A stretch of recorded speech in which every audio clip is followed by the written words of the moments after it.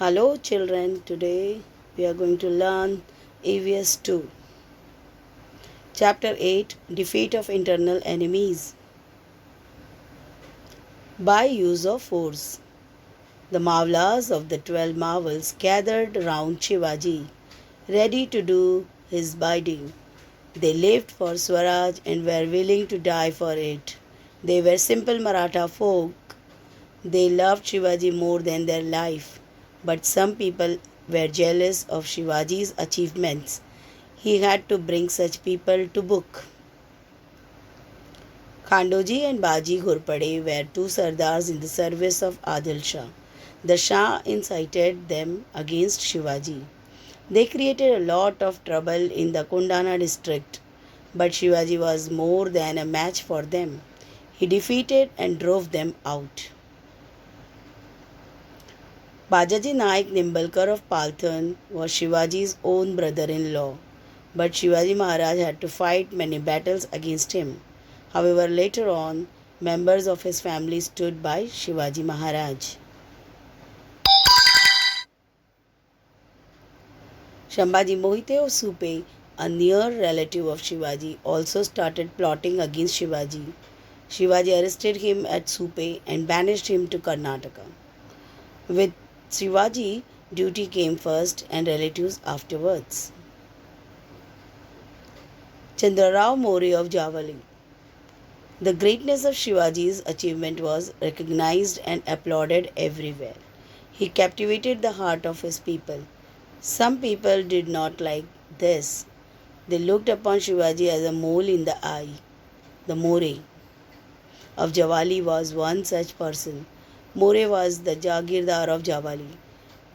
This Jagir, which extended from Raigad to Koinar Valley, along with the title Chandra Rao, was conferred upon him by Adil Shah.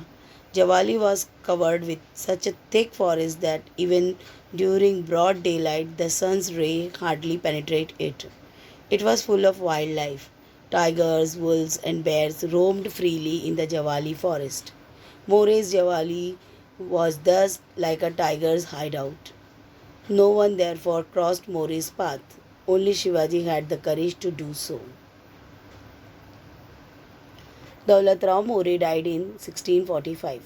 There was fight for the succession among his descendants. Shivaji backed Yashwantrao More, who, with Shivaji's help, ascended the Gadi as Chandra Rao. In return for Shivaji's help, Yashwantrao promised to help Shivaji in his struggle and also pay him an annual tribute. But he forgot all this once he succeeded to the Gadi.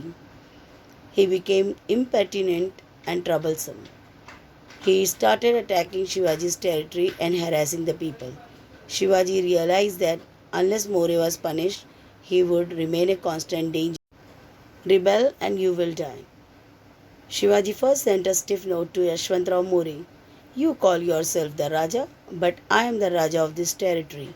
This kingdom is Lord Shiva's gift to me, so do not call yourself the Raja. In a very rude reply, Yashwantrao said, You are a Raja of only yesterday. Who gave you this kingdom? If you come to Javali, you will be trapped. By the grace of God, I have received from Adil Shah the title of Raja.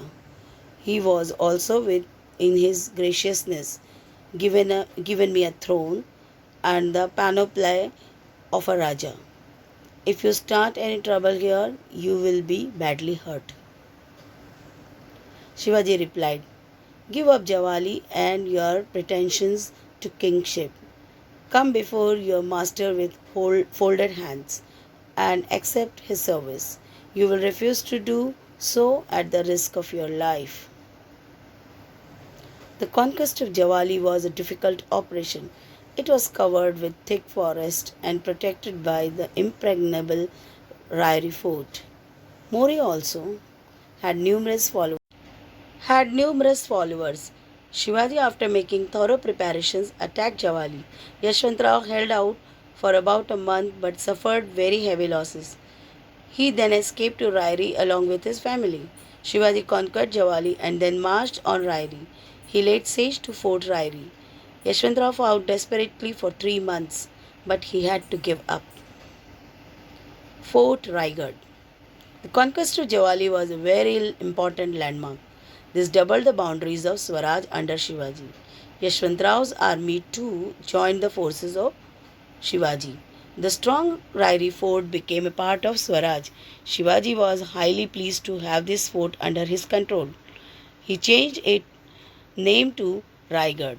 Later on, he built a new fort on the Porpia hill nearby. It was named Pratapgarh. With this, I have ended my chapter. Thanks for watching.